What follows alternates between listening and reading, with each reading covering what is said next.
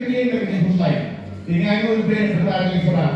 Pada ketika center last sem hakasnem arja a nama terkau mila tahu ini kisiruai nombor ni tahu ini kisiruai nak bertanya ini sebentar ini. Waktu di guru itu dah last sem ini center layar yang bagi dia. Waktu guru mereka mengajar sendiri di pagi hari. Akhirnya pun video ini kisiruai national anthem dan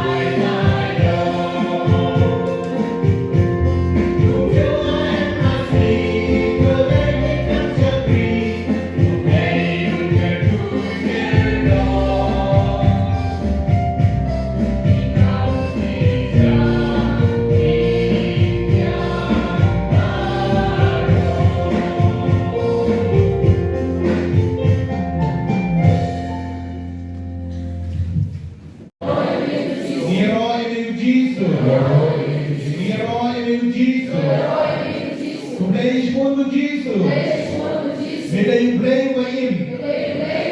Của play nó vô nó thòng. Đừng có vấn đề mà mẹ không đều. Vì cái gì của Jesus. Vì nói đến Jesus. Của đây chỉ muốn một rai. Vì là chia cái này